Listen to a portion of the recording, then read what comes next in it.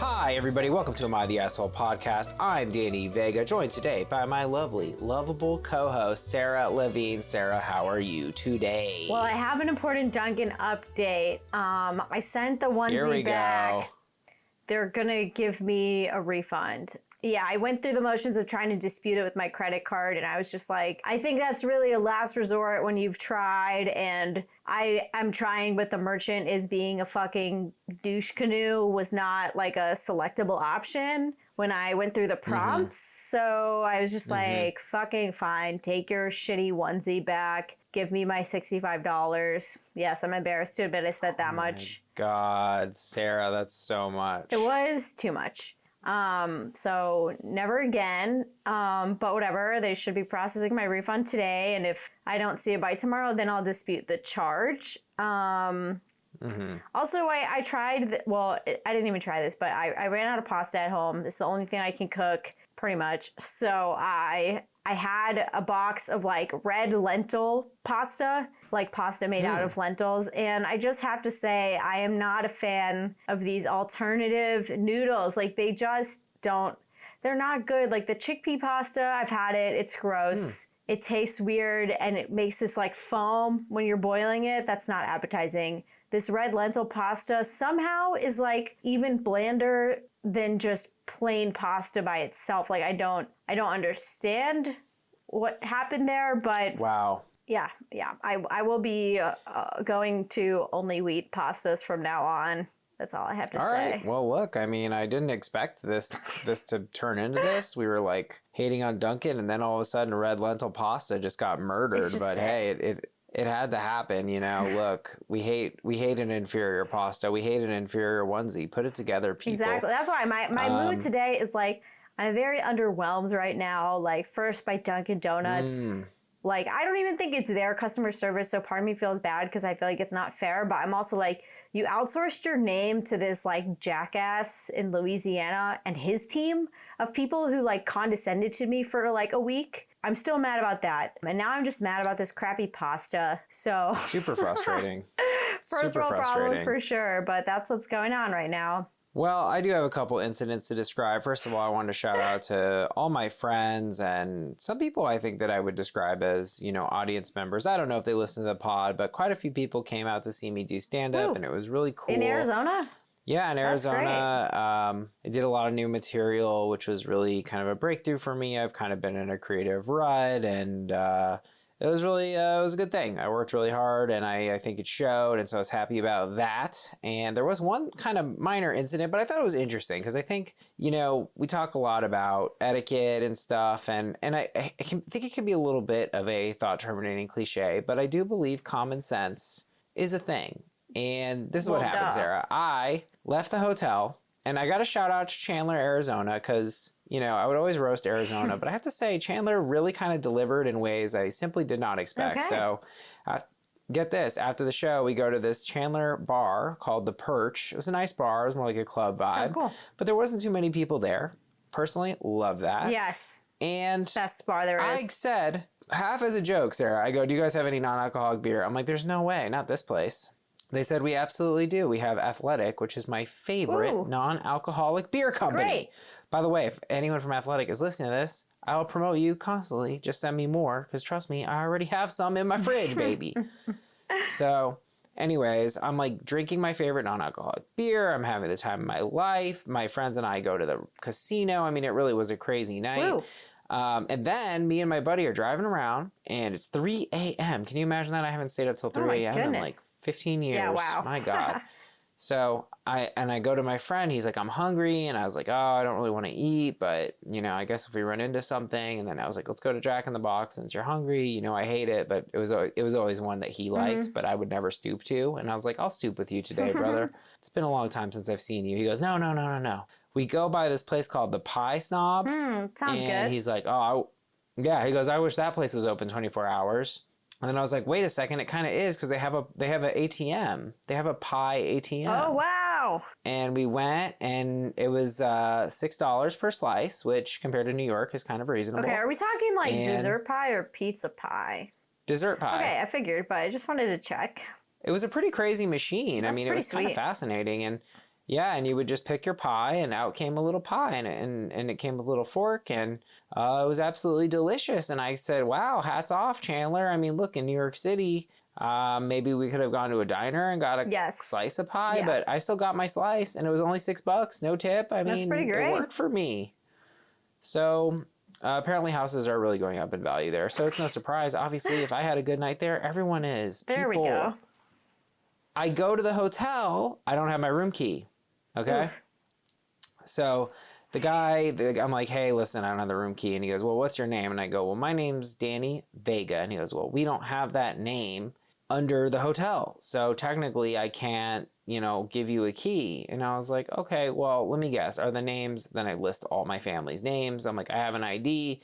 And he's like, well, you seem to know these people, and I'm gonna go ahead and, give you the key, even though I shouldn't. Okay. And I was like, yes, that's correct. Good. I literally said, good experience. You use common sense. It was the right thing to do. When I walked away. All right. Which, looking back, I'm like, that was kind of a weird thing to condescending, say. but yeah. Well, the way he said it was kind of like, well, I shouldn't be doing this. And I'm like, well, you should be, actually. This was the right thing to do. Like, well, clearly. I guess any scammer can talk their way into whatever if they know a little bit of info. So, yeah, I think shouldn't do this as a blanket policy is okay. The fact that he bent it but what is I'm saying also is, okay. I had ID. I had ID to show that my name was the same last name as the people there. I'm going into there at 3 a.m. I guess I just don't see why you needed to be snarky with the guy. Well, because frankly, if he hadn't let me in, I would have absolutely been infuriated. I would have been like, bro, this is ridiculous. You're going to wake my brother up just because you don't think, I have multiple forms of ID. Come on, man. What kind of scam would this even be, bro? Could be any scam. I don't know. All right, maybe it was 3 a.m. and I was a little bit high on my own supply because I had a good stand-up show. Anyway, one more quote from that night, which I thought was juicy because apparently that one was stupid and I was the asshole. I'm pretty sure I was also the asshole here. She didn't react negatively, but looking back, I was like, Danny, what are you saying? Bro, get it together. I go, my friend brought this girl and I was like, what do you do for a living? She's like, oh, I work for my dad's plumbing company. And I said, oh, that's surprising. I was getting more director of marketing vibes from you. That's funny. Is that funny? Or is that funny. Kind of condescending? Well, I work with directors of marketing, so I think it's funny. But maybe it was just for you. If she is a plumber, then I could see it being, or I don't know, depending on, I don't know. I feel like it's too subjective of a joke to land with the right audience for me to make just a sort of catch-all decision, but I personally like it. Okay, great. It didn't play poorly.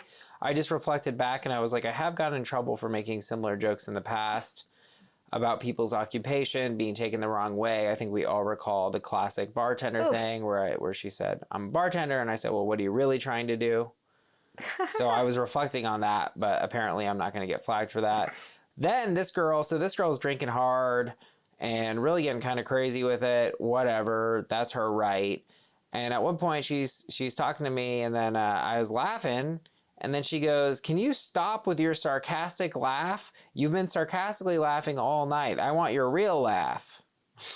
I was like, great. You have now completely inhibited me because apparently I've been sarcastically laughing the entire night. Oof. Now I am so self-conscious. I cannot sarcastic. I can tell when you give me a pity chuckle, but I think your real laugh sounds real. I think so too. And Yikes. Here's what I was thinking, especially from a comedian's perspective: never attack someone's laugh. That makes them laugh less. Yeah, what are you, crazy? Absolutely. Especially as a comedian, you need that laugh, no matter how loud or obnoxious it may be.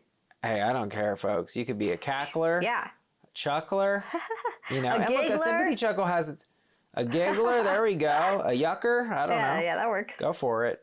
And look, I think the sympathy chuckle, I think sometimes people say stuff and in order to make me really laugh, it has to be pretty funny. But also there are times when I'm like, I wouldn't even say it's a sympathy chuckle. It's more like that joke was technically correct. It didn't really surprise me and get me, but I still liked it. I get you. It's not like I'm feeling bad for you though, where I'm like, oh, I better give this to her or she'll feel bad. You know what I mean? It's more like it was, I was respecting the craft of the joke. So that's my juice, people. I getcha.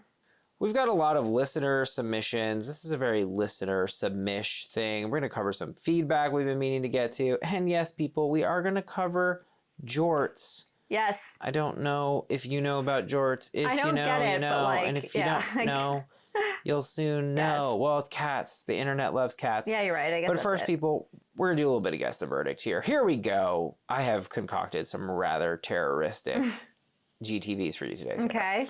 AITA for bluntly telling my sister I don't care if people think I'm homophobic. Oh, I'm like, is this person gay? That's the only... If they're queer, that is the only situation I can imagine them not being the asshole. This is truly diabolical of you. I just feel like, why would you write into this if you mean it this way and there's no bigger context? So I'm going to go with a rogue NTA. Rogue NTA is right, people. That is why she's the GTV queen. It's like psychology. So, long story short, there's like all this family drama, and OP is basically bullied. And who is he bullied by? Well, he's bullied by the gay son of his stepdad. Interesting. And the OP later refuses to invite said gay son to his graduation. His name is Phil, by the way. And Phil is always kind of now. So now the OP is always kind of like, well, I don't want to hang out with Phil, blah, blah, blah, blah. And behind his back, Phil has been kind of running a campaign saying that he's homophobic, that OP's homophobic. And stepdad also says, well, that wasn't real bullying. So they're kind of denying the bullying ever happened. Okay. And OP says this guy's not invited to my graduation because he bullied me. I'm not homophobic. He was mean to me. Yeah. Excess moisture with the top comment. I'm going to give that a top 100 usernames. Writes, NTA, Phil is still bullying you. He's just changed his tactics. Ooh, that is a fact. Classic. I mean, how many times have we talked about the weaponization of the isms? You know, people will use them. Manipulative people are free to call you for sure a narcissist, a racist, a sexist, all these things. Doesn't mean it's not true sometimes, but just saying they're powerful weapons. For sure. Okay. AITA for saying my husband didn't have to like my kids. Oh, wow. Yes, you are the asshole, because what the hell? Why would you even say that? Of course he has to like them. They're children. Well, here's the deal. So OP is mother to 5 kids. When she started dating her now husband, they were like younger and their father died. So OP's husband is their stepdad. So the husband never really liked kids, and OP made it really clear to him,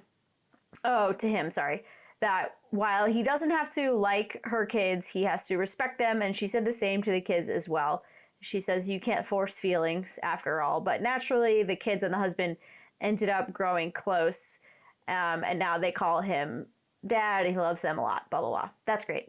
The problem is, the sister has a kind of similar situation. The sister has a kid, got married to someone who is not the father of her kids, and she fully expects the husband to love the kids as his own and wants the same for the kids, and it's just creating friction. Like the kids are just rebelling and not accepting her new husband as the dad, and the sister came over and complained and to OP, and OP said, my husband was never asked to love my kids, only to respect them. You can't expect your husband and kids to love each other right away. So the sister called her the asshole for that. But the top comment from Simply Sam 4210 was, NTA, I think you sound like a wonderful mother and partner who is very grounded in reality. You aren't forcing anyone to live up to a Hallmark movie fantasy about a blended family. Interesting. Well, I was wrong. I can't refute that. But I guess I do feel that now that I'm hearing this wording, I don't know, I guess I kind of see what they're going for, but I sort of feel like the correct way to put this might be, you may or may not like my kids, but you certainly need to love them. You know, I don't necessarily feel that it is something that's optional, you know? I mean... I guess she said respect instead of love, so I'm not going to come at her for that. Yeah. I think taking the pressure off, like, forging this, like, father-child relationship Affinity, allowed that actual relationship to grow, so... Well, but that's the thing. It's like, in a world where it didn't grow, you better believe that would not be acceptable, so that's kind of the rub there. What do you but mean? I do, what would but not you're be right. acceptable? if her husband, was merely distantly, coldly respecting the kids, I'd be like, well, no, you have to have a relationship with the kids. You can't just, just respect them as humans when you encounter them. Yeah, like realistically, aren't you going to go mean. out as a family and stuff? You know what I mean? There's got to be a little bit more than just. Yeah, I mean, I get what you mean. I get what you mean. I'm losing. That's why I'm pissed, people. AITA for refusing to make a $120 cut of steak. Well done. Ooh, oh my God, how could you be the asshole for that? This is upsetting to me. This gives me beef Wellington vibes, which we just did like last week. But who's paying for it? Interesting. I don't know. I kind of want to go NTA, but like I don't feel like it's that obvious. I'm gonna go with no assholes here randomly for no reason. Okay, no assholes here is wrong. So basically, OP gets this super nice steak. It's like A5 Wagyu. OP describes steak as their religion, which I admit was a little far, even for me. Yeah, it's a little much. OP had put together quite a spread, though, Sarah. Jerk chicken, mandarin duck breast. Yes, people, even a nice cut of cherry jalapeno salmon. A veritable sweet and savory roller coaster. You're not even ready, Sarah. OP sous vides the steak to medium rare. Quote, to be sure the fat was well rendered, but inform them that if absolutely necessary, I'd bring them up to medium. Who's them? Okay. The guests of the party. Okay. My God. One girl saw the pink of the steak, freaked out, claimed that people would get sick. Oh my God. She demanded. Grow up. Hers was well done. Demanded it. Okay? OP said there's plenty of other meats to choose from, as well as a plethora of side dishes that she could have, but her steak was not being made well done in my house. The guest called OP a effing a-hole. She got up and started to stick the steak in the microwave. No. There was, in fact, a kerfuffle, and the A5 Wagyu hit the floor, to which the dogs saw their opportunity. They took it. They ate it. OP said something snide, like at least someone who enjoys steak ate it. Zang. Now, as a key edit, OP said, I should have stated that a menu was sent weeks in advance with the express point that if someone wanted their steak cooked to a higher temperature, I'd go to the grocery store and get some USDA Prime for them. I don't believe that, but okay. I hate when people add in last minute edits that are like, oh, by the way, here's a key piece of information I didn't tell you before that clearly lays out why I definitely was not the asshole. You're right, and you are reading this correctly. As someone pointed out, they went into this OP's comment history. Boom. And found that they had recently made an appearance on Unpopular Opinion and just went off about steak and then clearly written this as an inspiration. Jesus. Nonetheless, I thought it was juicy, and personally, I would love to dine at OP's abode. Same. The top comment, though, went to Nut Michelle. ESH, eating with pretentious people, is exhausting. And I guess I kind of agree, but I also am like, you are a child if you don't eat your meat a little bloody. What's wrong with you? It tastes better. It's much better. I just feel like causing a scene about people getting sick is ridiculous, but at the same time, like, she wasn't forcing him to cook the entire steak a certain way, right? Like, you can't just cut off her part and let her eat her shitty, well-done steak. Like, what? Who is that hurting? Except your sensibilities, which is obnoxious.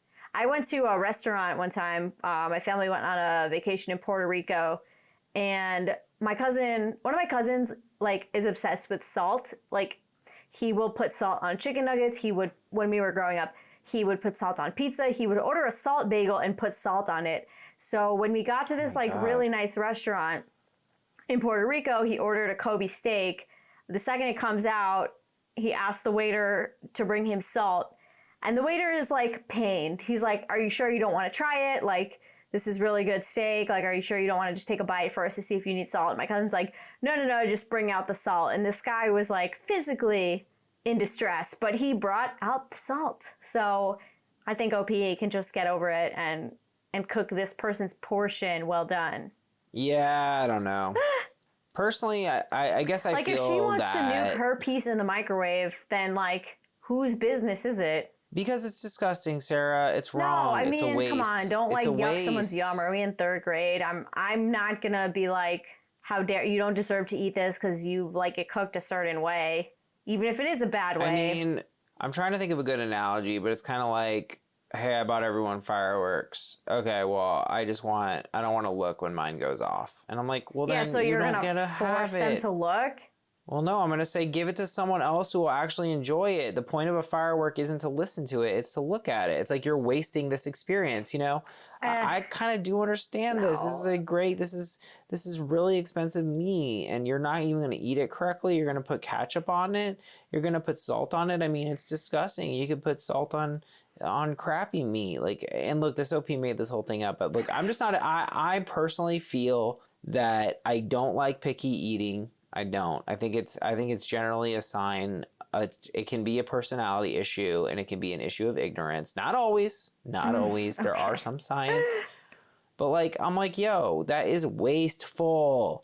It's wasteful. You're putting ketchup. What if it was ketchup? Like freaking I don't think it's disgusting wasteful big orange. to like eat something a certain way, even if we don't agree with it. It's not hurting anyone. I think that's like... No, it's not hurting anyone, but it is wasteful, Sarah, because if you cover really nice food in ketchup, you don't taste the really nice food, so you might as well have had some not nice food because you're covering the flavors and stuff. Like, I think that is wasteful. It's a waste of that taste for someone who has no taste. Oh, God. You know, and if you're going to be a trough, if you want to eat from the trough, then eat from the trough. And there was plenty of other trough offerings. Jerk chicken, Mandarin duck breasts, cherry jalapeno salmon. I mean, I personally think I eat everything, so it's very tough for me to empathize here. So maybe I'm biased, but I just feel like it is wasteful. I'm trying to think of a good example. Here's another example, Sarah. Here's a great example. I'm gifted 2 tickets to the ballet.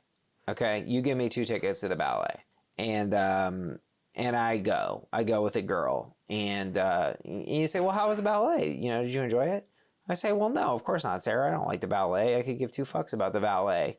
I just used it because I wanted to take a girl on a date. It was a free date. Meantime, your friend goes to you, hey, whatever happened to those ballet tickets? You know, I really wish I could see the ballet. It's my favorite to see ballet. I think it's stunning. Wouldn't you feel like, God, Danny, that was kind of dirty, dude? I mean, I think you're overcomplicating it to prove a point that I don't agree with. I think it's kind of a false analogy. And same experience. It's the same experience. It's just that I'm not going to take anything away from seeing the ballet because I'm a moron and I own that. But this other person would have been enriched and they would have loved it. I just took it as a tool. It could have been anything for me. It could have been a dinner. It could have been a ballet. It could have been a basketball game. I mean, if I'm a gift giver, then it's on me for not choosing the recipient well, but also like, if you enjoyed the experience as this person would with their well-done meat, like they would seemingly enjoy it and eat it, I still feel like it's not harming anyone. We can both agree it's incorrect, but I kind of feel like it's third grade shit to not like come at people and call them, what did you say? Say they have no taste, like for the way that the food that they enjoy, like...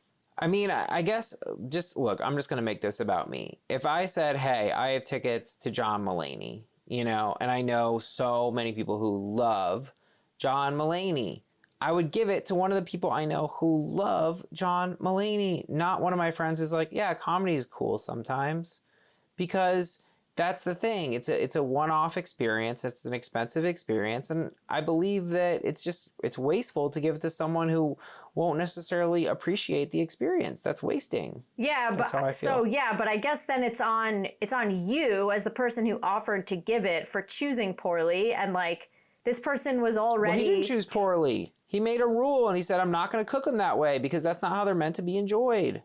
Just like if you know that your friend is going to get drunk to see John Mulaney, you're like, no, I'm not taking you in there. You're not going to enjoy it. You're drunk. It's subtle but then comedy. I wouldn't invite a group of people into John Mulaney and then be like, not you. You can sit outside. But that's what I'm saying is that, you know, he said, I'm not going to cook them that way. That's not how it's meant to be enjoyed. And anyway, I'm saying inviting this person to a dinner party and being like, don't have this, like, because I'm going to try to police the things that you eat. It's just like a little ridiculous. It's kind of the same as the John Mulaney thing. Sarah. I just think it sounds super pretentious. So I see what you're trying to say, but you're not going to get me on board. I can agree that you shouldn't like nuke a well-done steak in the microwave, but also like if you're going to be this pretentious about it, then like, I don't know, don't invite this person or don't throw a dinner party and just like relax a little bit. Okay. I've expressed myself, and I will say I know John Mulaney might be problematic, and so I'm going to just delete that psychological delete from your heads. Psychological delete. He cheated. I wish I he could cheated. do that. Who cares? I don't think he's problematic. I know, right? What if that worked? He's not problematic. He cheated. Come on. It's like, it's douchey, but whatever. Whatever. I don't even know if he cheated. I don't even know what happened. Forget it. Delete. Psychological delete. Didn't happen. I wish I had that Men in Black device that's like, boop. Yeah, that. 1-0. Yeah, AITA for ditching my girlfriend in a bar while traveling internationally. Oh my God.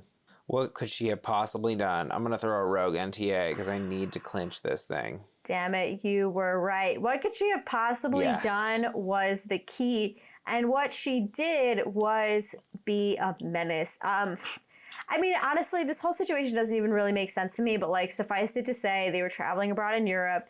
They got to a bar, they were drinking. OP's girlfriend doesn't drink a lot, so she gets drunk. And she just starts kind of like insulting him and saying he's a computer guy and just like, oh, this stuff, even though he is actually athletic and like does surf. And I don't really know, like, she was just kind of insulting his masculinity in a way that I don't really like understand where it came from. But yeah, he kind of wanted her to apologize and she just played the victim, said he was drunk, she did nothing wrong, blah, blah, blah. And then she, yeah, I mean, that was kind of it. So she tells him to leave, so he left. And the top comment was, NTA, it sounds like a bizarre conversation and you're not wrong from separating yourself from the situation. Picking on your partner, insulting them for no reason over something so trivial is both weird and wrong. So, yeah. Seems aggressive. Yeah. She just seemed like she just exploded over nothing. Well, I'm in a good mood, people, because that is a draw 1-1 in the Guess the Verdict department. Shout out to our new patrons, Sarah, Sandra, Melanie, Natalie, Ashley, the Judge Judes, and Judas are growing rapidly. Join us while things are still relatively accessible. God knows, with this many folks, things are just going to get harder. What do you mean which, accessible? You know, well, I don't know. I mean, can we really do call-in shows and everything? If we have hundreds of people, it starts to get a little bit crazy. That's true. Look, we've never had a problem accommodating anyone. So rest assured, if you sign up. I mean, look, I'm just saying, look, I'm fantasizing about having thousands Danny's of patrons. trying to create a scarcity mindset. It's working. Go, go, go. Yeah, guys, if you don't join now, if you don't join now, you're never going to get any of the benefits. I'm just kidding, guys. My God, I can't imagine this group chat with more people, like tons of more people. Oh, I love to see. There's so many great interactions, and friends are being made in the group chat. It's a great thing to see. It's a beautiful thing to see. And you know what? On the other side, guys, just so you don't think I'm a money grubbing monster, somebody reached out recently, and I've only done this twice total, and they said, hey, I genuinely can't afford the show. Can you send me some bonus episodes? And I was happy to do it. So let me know. Let me know. Season. I know not everyone can afford it. It's the holiday season. I've got some bonuses for you. They're queued up, baby. All you. Now let's get into some listener letters. We do love a feedback. Michaela wrote in after I said that the vegans are right because obviously factory farming is bad and it's evil to eat animals because they're basically abused and kept in abusive conditions, the vast majority of them. And Michaela wrote in to say that this is not true, and many farmers care for their animals. And yes, I agree. I'm sure there are many local farms you can buy from, and you can buy meat from, I'm sure, many ethical sources that treat the animals well. I was talking more about the Tyson chickens of the world. So I was not, in fact, trying to indict the future farmers of America or anything like that. So there was more nuance due than what I said. So thank you for writing in, Michaela. There we go. Now, this person, I have to give them credit because they do seem angry, but they submitted to the form which shows they were trying to teach me something. They did open their letter. Really? Okay, I found the opening line a little hurtful. I feel like every episode, one of you has at least one take that makes me cringe. Great. I mean, it's just we're two people, and also like any person, nobody is gonna agree with every single person's opinion, not even like your best friends. So I'm just kind of like, yeah, it seemed like it was a dig, but at the same time, I'm just like, all right, what else you got? That's fair. So this is a whole rant, and I kind of mentioned this before, and we can go more in depth, at some later point with the right person, with the right guest potentially. But I had said this bullshit about naming a kid a quote unquote normal, acceptable name. And this person was pointing out that that's subjective, particularly living in America. Normal names are typically names that are very white, European, or biblical. They go on. I agree that no one should be naming their kid after their favorite car brand. God forbid, the standard of naming often sees those given culturally significant names ridiculed, made fun of in youth for not having a quote-unquote normal name, oddly corrected by people who try to tell you your own name is spelled wrong, or disrespected as an adult by others who can't be bothered to correctly pronounce 2 to 4 syllables correctly. The topic may have bothered me personally a bit, as my Swahili name continues to be a source of contention for others. Now, here's what I learned, and first of all, thank you for writing in, OP. Here's what I learned when talking about this, that it's really not straightforward, because I was talking to my friend, Lamore, who's done the podcast, and she pointed out that, like, if you are she's Persian, if you're a brown person, you go by Frank, then people will go, oh, Frank, well, what's your real name? So you still get shit no matter what you do, and it's annoying, and I wasn't properly empathizing. I understand. And really, I was just addressing it to people, not for ethnic reasons, not for deep-seated cultural reasons, not because of their heritage, but because they like Funko Pops or Marvel or a specific car or a specific brand. I think that is not okay to name your child if it is part of who you are in a deep way and it is not a consumer product. Then I think that is fair naming grounds. But now I know I'm going to get a message. Well, my name is Mercedes-Benz because my father collected cars. Mercedes is a name I've heard. But I will say that, thank you for writing in. And I think the submitter was like giving you grace in that they know that you meant it like that. But there is also the kind of flip side to that, which plays into sort of like the unfair things that they experienced from this broader umbrella idea of like, oh, what, you should name your kid like XYZ. So, who are any of us to say what is normal? I also personally think that just the idea of like using your baby name as a sort of like advertiser of your personality is just cringe, but like you said, when it has to deal with like pop culture things or commercial products, not like your culture or your heritage. I agree. It's kind of like a fine line and like a slippery slope, and like, who are we to really say what's normal? Yeah, you're right. And we were being a bit ethnocentric. I mean, God knows we have 2 highly biblical names. I mean, my name is almost like a parody. I was just like, well, we don't need more Sarahs in the world. We have enough. Like, you did say that. So I'll say it again. So, but OP is right. Look, if you meet someone with a tough name, take the time, learn to understand it. And regardless, like, look, even if their crazy parent decided to call them Hermione, Pepsi Blue. Yeah, Pepsi Blue. Hermione. It's like, well, that's their name. So that doesn't mean they deserve disrespect. And we should all be open to everyone, no matter what their name is or what they want to go by, of course, right? I mean, they're not hurting anyone with their name. Right. I was talking about these goofball parents calling their kids a movie name. It's also it's definitely an indictment of the parent. Like, I feel like that's always where we see these situations. Are like, it's the parent. It's not like the kid is the asshole for being named, like Pepsi Blue. Right. It's always like, parent, why'd you name your kid Mountain Dew? Just name him Kyle. Same effect. Just kidding. Yeah. So this cheeky little submitter put this in as a situation, but it's really just feedback. I loved it. AITA for not letting my friends listen to your podcast in my car. I'm not a fan of the podcast. I really like the first few episodes I listened to. But when I got to the November 9th, 2020 episode where Daniel was bragging about calling a random... I know, right? What are you, my mom yelling at me? Technically it is. Was bragging about calling a random person on Hinge basic because they liked iced coffee. I got turned off. Okay, OP, I'm just going to let that fly. I think a lot of people have my back on that particular take. I would even say that's a cliched take of mine, but you didn't like it? That's your right. IDK, I don't like listening to men putting down women for no reason.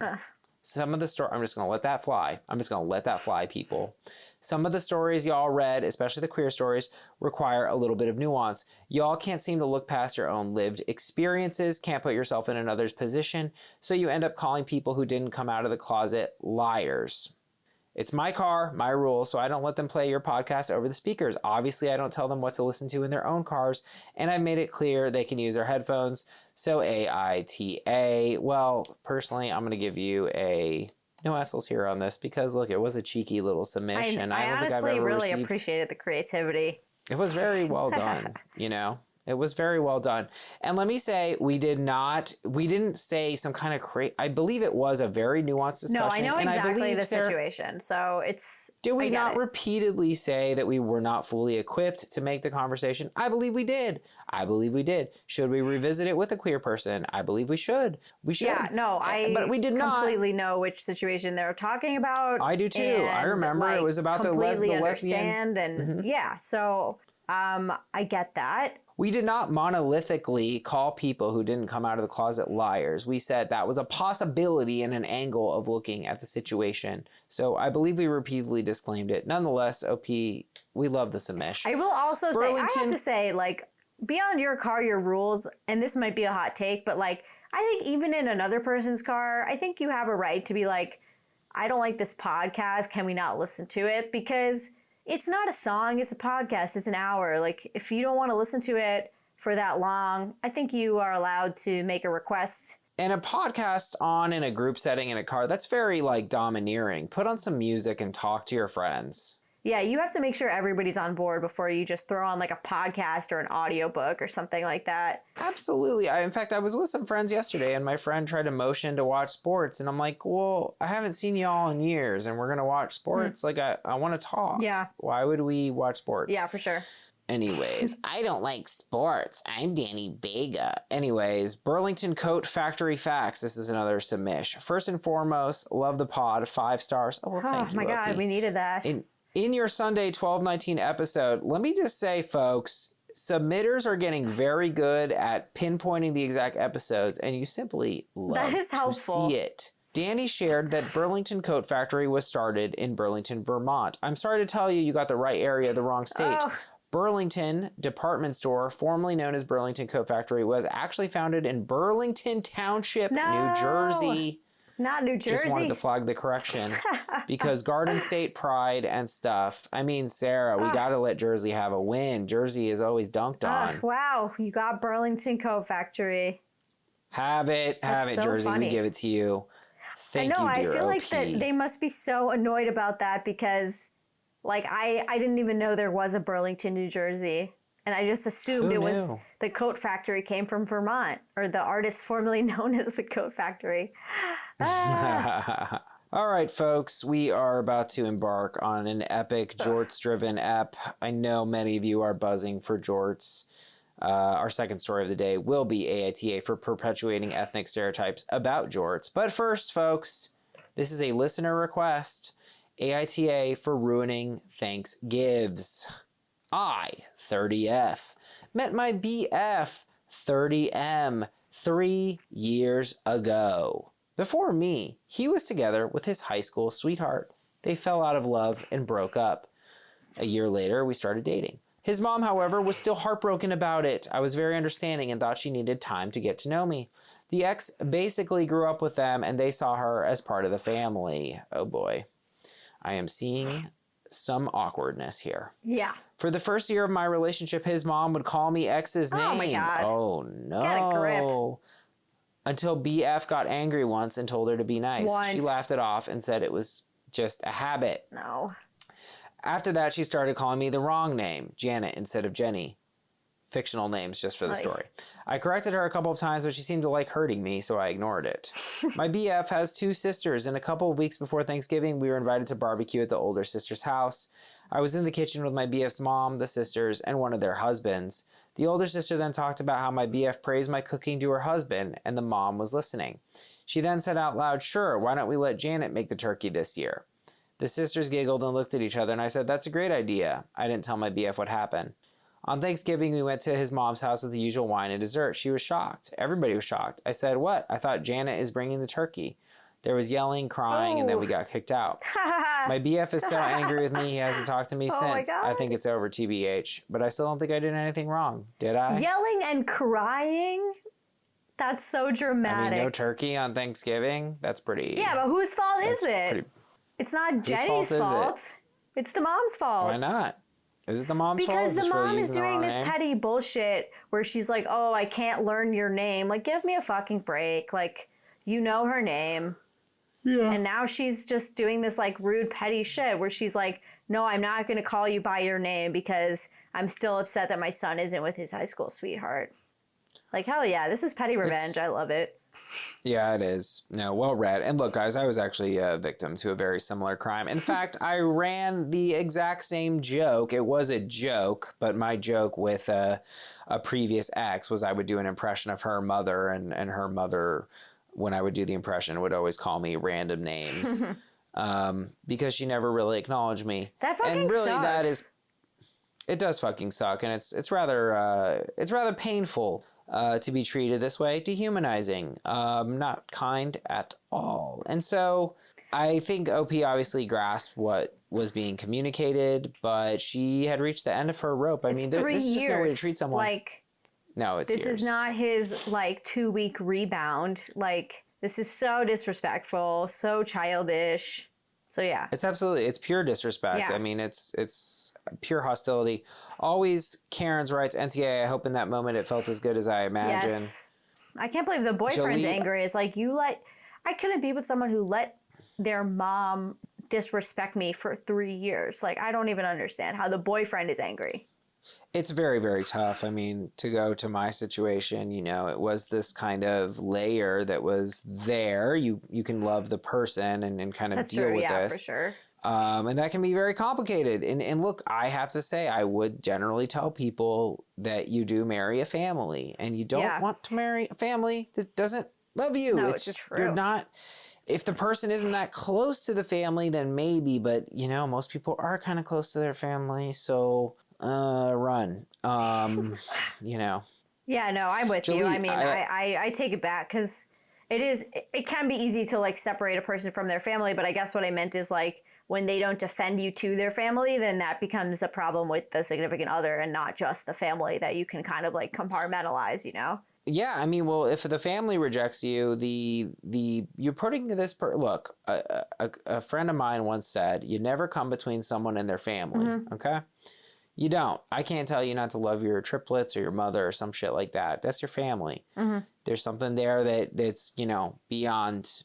Yeah. It's just, especially the mother, the parental bond is, you know, it's something else, folks. It's just something else. So I can't come between. Okay, but wait, now your parents come between you and your boyfriend's bond. Well, now you're in a problem, right? Because they're interfering with your bond because they can't properly bond if they're rejecting you, right? So like, say that again. It actually, in other words, right? If you're, I need to come up. If Jack and Jill, right, or whatever, if OP and her boyfriend here, right? Yeah. If the boyfriend's parents are rejecting OP, okay, and doing mean things, which they are, that's an awkward position for OP and boyfriend, though. That's his mommy. Yeah, no, it is awkward. OP, exactly, right? So then OP's like, well, your mom is doing this thing to me. And you know, he just said something, but then mom keeps doubling down. So what position does that put OP in? That puts her in the position of, hey, fuck your mom. And that is very difficult. Yeah, no, tough. Because very, very tough. And that's why I'm trying to tell you people. With this Janet thing. Exactly. Content bathroom 434. I'm going to give that a top 100 usernames. You're an asshole, but it's an acceptable form of asshole. Vigilante justice asshole. Yeah. Oh, and there is an update. Yesterday, I was at a party that both BF and I planned to go to pre-war. Pre-war? What does that mean? Pre-COVID? I guess. He showed up and he hugged and kissed me and we spent the eve together. He asked me if we could go to my place afterward and talk. He told me he wasn't mad about what I did, but about the fact that I didn't tell him that he looked like an idiot. I apologize. I told him that I don't think could want to make amends with mother-in-law ever and that I'm not sure if that's what I want for my future. She's a grandmother to sister-in-law's children, but would she be the same with ours when she obviously does not and will not like me? I also told him that I can't be with someone who would ghost me for 2 to 3 weeks when he's angry with me. So we broke up. I'm sad because I love him very much, but this is probably for the best. Many will say mother-in-law won, but I was never in a competition with her. She can think she won because I don't care, and at least now she will start using my name when addressing BF's next girl. Hey, man. Wow. What a great outcome. Like, applause to OP. I mean, look, it's part of it, man. It's part of it. I mean, this is, if the family rejects you, like, it's not a win or lose thing. You don't want to be part of that. I agree. No, like, OP's, I'm like so impressed. I feel like OP has the most mature outlook on this situation where you're right. It's not about winning or losing. It's about recognizing that this is a situation that you're best to take yourself out of and to not have hard feelings. And wow, good for you. I mean, in the end, and I really don't sweat one. I really sleep like a baby because I think in the end, like being in a system like this, being in a family system like this, it's better that you leave for everyone, because it's also very hard on the boyfriend. He has to live in this weird place of cognitive dissonance, right? Yeah. Where it's like, my mommy hates my wife or whatever. And like, you don't want that to be your life, man. No, you don't. AITA for ruining Thanksgiving. I'm going to go ahead and say this is not the asshole and the mother is. I mean, the mother's a monster. Absolutely. It's just not acceptable. Yeah. Not acceptable. Terrible way to treat someone. All right, folks. I know you're hungry for it. Let's get into this, people. I know the cat fans are losing their heads. AITA for quote unquote perpetuating ethnic stereotypes, unquote, about jorts. We have 2 workplace cats in one area of our work site. You don't see that often. One of the cats. You see workplace dogs. You do. That's true. One of the cats, Jean, is a tortoiseshell cat we have had for years. Now, Sarah, what is a tortoiseshell cat? Well, what does that mean? OP did link pictures, but it's just sort of like, it's not spotted because they're not uniform, but I don't know how to describe it. Just kind of tortoiseshell glasses, how it incorporates a lot of colors. That's kind of the same vibe with the cat. Okay, I'm looking at some pictures, and they're like black and brown cats. Yeah, they look sounds about cute. Right. Yeah, it's not like spots, they're almost exclusively, but it's like, just different patches of colors. Yeah, mixed colors. Exactly, yeah. Kind of like a peanut butter and chocolate ice cream cat. I love that. One of the cats, Jean, is a tortoiseshell cat. We've had her for years. The other cat's Jorts is a large orange cat in a recent addition. So it's kind of funny, right? Because it's Jean and Jorts. I didn't quite put that together on the first read. No, I also totally thought that the initial question was going to be about jean shorts. So this is fun. Same. Jorts is just kind of a simple guy. Aww. This is a cat. For example, Jorts can't open a door even when it's ajar. He shoves it whether he's going in or out. So often he closes the door he's trying to go through. Wow, we've all been there. This means he is often trapped inside the place he was trying to exit and meows until he is rescued. My colleague, Pam, not her real name, has been spending a lot of time trying to teach Jorts things. The doors thing is the main example. It's a real issue because the cats are fed in a closet and Jorts keeps pushing the door closed. Jean can actually open all the other interior doors since they are a lever type knob, but she can't open this particular door if she is trapped inside. Tortoiseshell Jean is very nice to poor orange Jorts, and she is kept busy letting him out of rooms he has trapped himself in. So this seems easy to resolve. I put down a doorstop. Pam then said I was depriving Jorts of the quote-unquote chance to learn and kept removing the doorstop. She'd set up a series of special learning activities for Jorts and tried to put these tasks on the whiteboard of daily team tasks. I erased them. She thinks we need to teach him, Jorts, how to clean himself better and how to get out of minor barriers like when he gets a cup stuck on his head, He gets a cup stuck on his head? What is this little rascal doing? Jorts, please, get it together. What a little cutie. I love Jorts, OP goes on, but he's just dumb AF and we can't change him. Don't get me wrong. Watching her try to teach Jorts how to walk through a door is hilarious, but Jean got locked in the closet twice last week. Yesterday, I installed a cat cutout in the door and Pam got huffy. I made a gentle joke about, quote, you can't expect Jean's tortoiseshell smarts from orange cat Jorts, unquote, which made Pam furious. She started crying and left the hallway, then sent an email to the group, including volunteers, and went home early. Lord. In her email, Pam said I was, quote, perpetuating ethnic stereotypes by saying orange cats are dumb, and is demanding a racial sensitivity training before she will return. I don't think it's relevant, but just in case, Pam is a white person and a mostly minority staff, and no, she is not ginger, does not have red hair. AITA for enforcing an ethnic stereotype by joking that orange cats are often dumb. See, I will say, is that a cat stereotype? Because if so, yes. I had never heard of that before. I actually had, Really? Orange cats are kind of considered idiots. I've run into this before. They're beautiful kitties, but they're just like considered weird and dumb. I'd run into something like that before. That's hilarious. I didn't know that was a stereotype. Aw, poor little Jorts. You know what? I know what it was. My friend before had an orange cat, and the name of the cat was Orange Cat. And I was like, why would you name a cat that? And he's like, because there's just something about orange cats. You kind of know. If you know, you know. Interesting. Like, my brother has 2 orange cats, so I'm going to have to ask him about this. They've never seemed dumb. One of them is just like scared of people. Well, yeah. I mean, look, I think it is an interesting thing. I was actually making this point yesterday that I don't even know. Whatever. We have to go here. This is what the situation is about.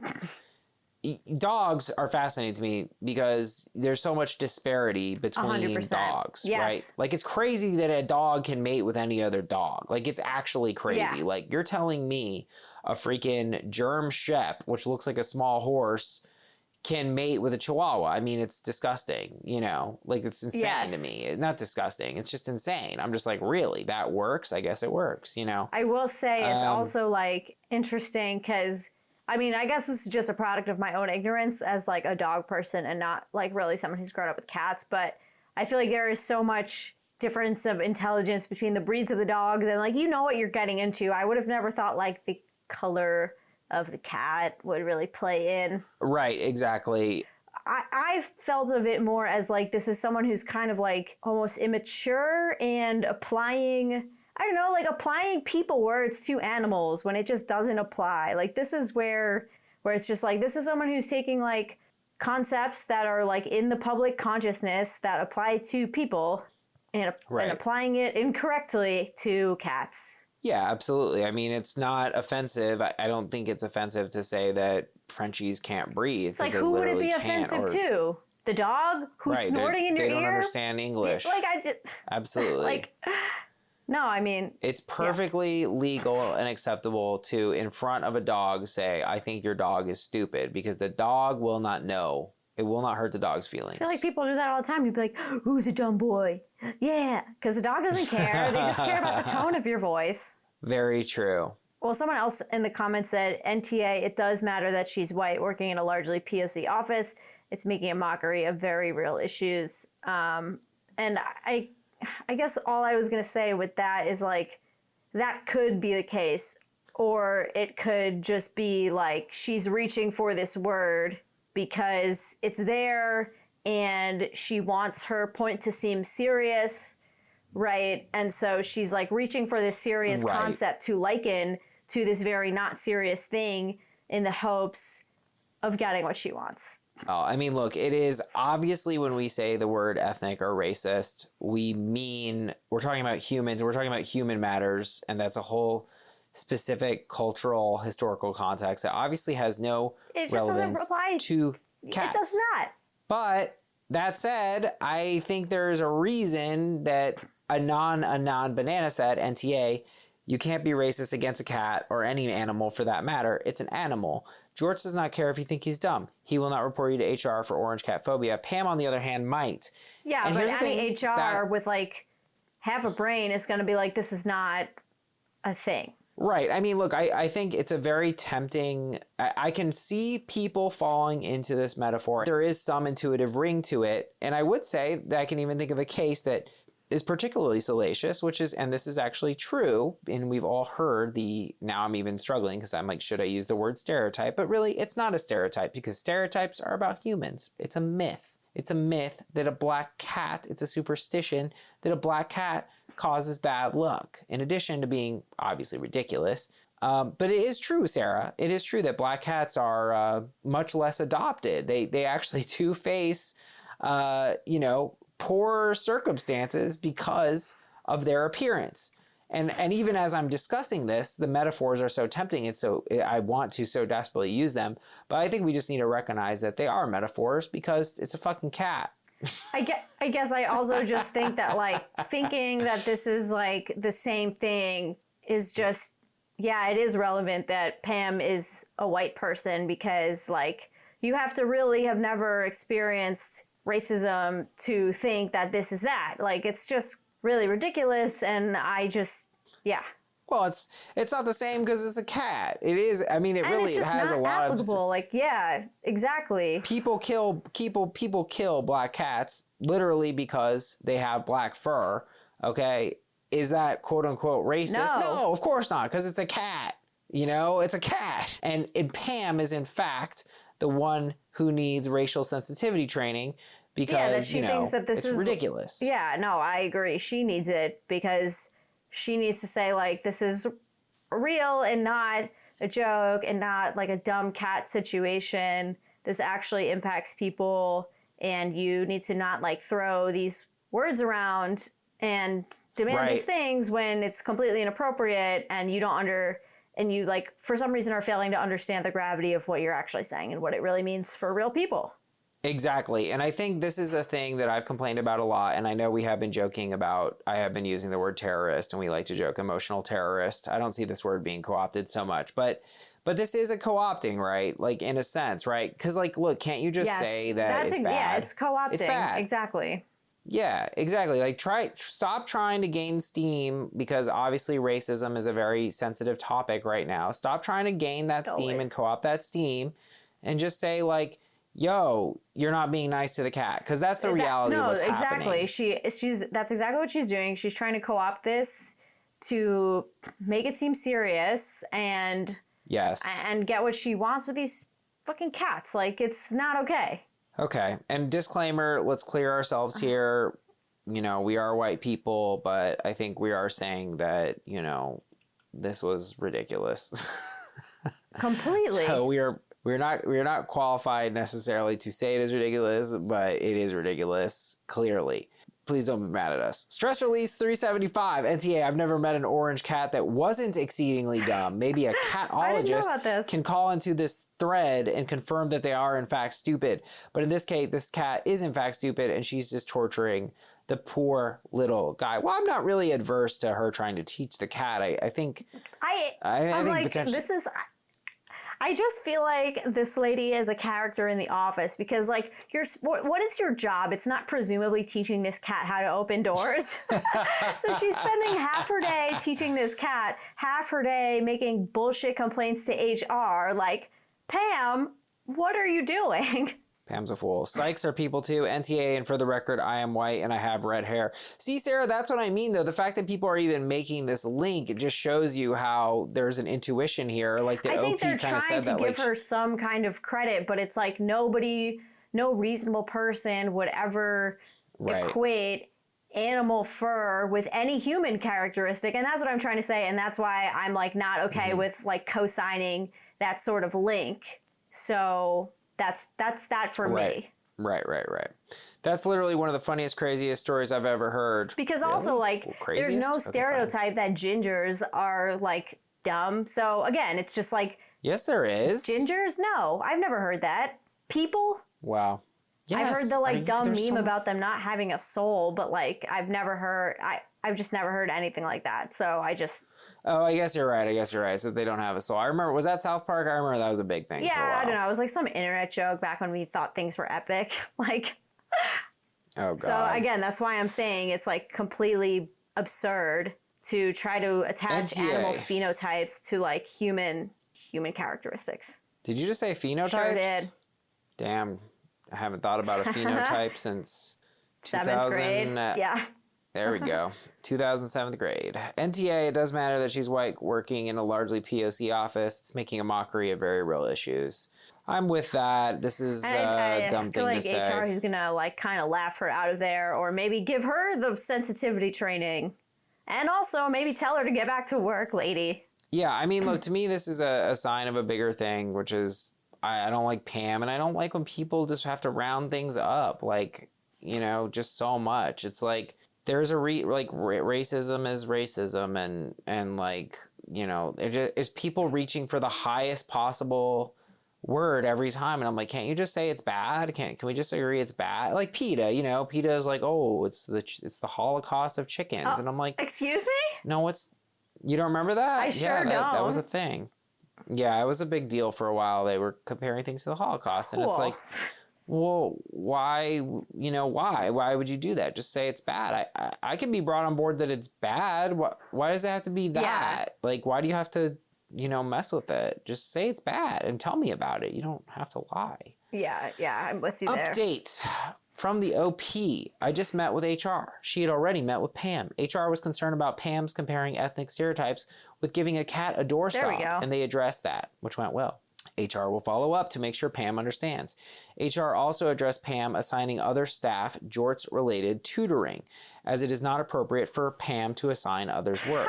This also went well. This is what I'm saying. She spends her whole day on this cat. Like, what is her job? What does this company even do? We don't know.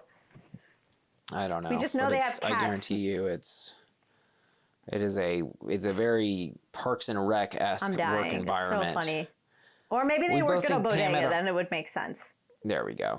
And so they think Pam may have new kid sensitivity. Pam got emotional about her perception that I favored Jean over Jorts and gave specific examples. Some of these things are fair. Jorts deserves respect. This is what I don't get. Like, who fucking cares? Your coworker needs to treat you with respect. You don't have any kind of HR claim of coworkers' preferential treatment of cats. No, I think this is her mentality. She's humanizing the cats. She thinks the cat is a member of the team. This is like completely concerning. It's a cat. It's a lot. It's a lot because you know what that is? It's weird, and you're also over-identifying with the cat. The cat doesn't care. So you're basically using the cat as a tool for your own emotions. Yes. I don't know what's going on with that. No, there's something really like weird happening. OP goes on, we all deserve to be treated with dignity at work, so I will apologize to Jorts about some things that were insensitive or disrespectful. Give him a little pat. Lastly, and this made us both laugh so hard we can't deal with it in person, and it will be said via email, Pam admits that she has been putting margarine on Jorts in an attempt to teach him to groom himself better. Oh, what? This may explain the diarrhea problem Jean developed, which required a vet visit. Pam is not to apply margarine to any of her coworkers. Jean has shown she is willing to be in charge of helping Jorts stay clean. If this task becomes onerous for Jean, we can have a groomer help. I am crying, laughing. Okay, here's what I'm going to say. I feel like this whole fiasco is going to get the cats banned from the workplace because this is like such a weird and complex series of distractions that is also creating like real problems in the workplace that I'm like, if you guys keep fucking around, you're going to... like these cats are gonna not be able to come in. Yeah, I think so. I mean, this is... If I was HR, I'd be like, everybody keep your cats at home. I'm sorry. Yeah, this is madness. But is this even a thing applying? So you get the cat dirty so it practices cleaning? I mean, this just belies seemingly I mean, I don't know enough about cat grooming to weigh in, but if it's giving the other cat diarrhea, then that's... No, this is outrageous. Oh, no. I think we do agree on this. AITA for perpetuating ethnic stereotypes about Jorts. I think we're saying not the asshole and Pam is. Yeah, big time. We're going to wrap up on this. Please rate, review, and subscribe. Please join us on Patreon, patreon.com/AITA pod. We'd really appreciate it. AITA for not wanting one of my bridesmaids to bring her baby to my wedding. My fiance and I are getting married in 2022 and recently found out one of my bridesmaids is pregnant. For the most part, neither one of us were concerned since the baby will be 4 months old by the time the wedding comes around. My bridesmaid recently reached out to me asking if she can pay for a babysitter to come to the wedding because she does not feel comfortable leaving her baby with someone for a day. I can understand her concern. She's a new mother and is probably stressing out about even having the kid. My only thing is, I don't want a screaming child around me on my wedding day. I want to say no, and my fiance agrees. I'm just concerned that she will back out of the wedding because of it. Our wedding is already large. No one is allowed to bring dates unless specified, and having a random babysitter at my wedding does not sit well with me. So, AITA for wanting to tell her no and to leave the baby and the sitter at home. I guess I don't understand why you would bring a babysitter to a wedding that you are also at. Are they going to watch the baby on site or like slightly off site while you do like bridesmaid stuff? Yeah, I guess I'm wondering, like, if the babysitter's there and the baby starts crying, can't the babysitter just walk away with the baby and go to another zone? This seems like a good solution to me. It seems like a good solution, Because then, but it does add another the friend guest. doesn't have to be taking the baby out if the baby does cry, as they are wont to do.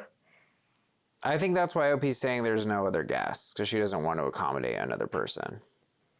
Yeah, I mean, I think OP just doesn't want the idea of, like, babies at the wedding, and I think is making excuses.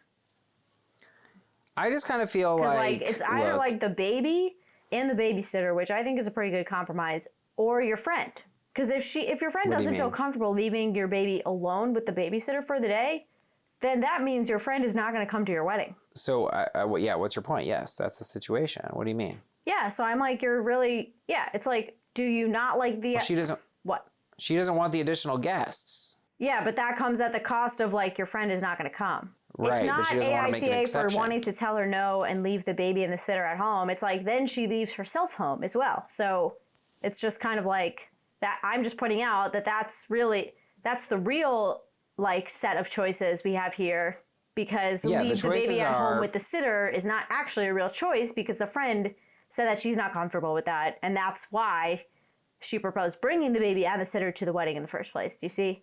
Right. I mean, look, I think she has a right. I think she has a right. I know where I'm sitting here. Look, I think everyone has a right to their things here. She doesn't want a baby there. She doesn't want the babysitter there. Okay, that's her right. The other person doesn't want to go because she has the baby. Okay, that's her right. You know, I view this as an impasse. Fine, that's what you all want. It's your wedding, and that's her right. It's her baby, and it's your wedding, and so that's what everybody wants. And there's no reason to be mad about it.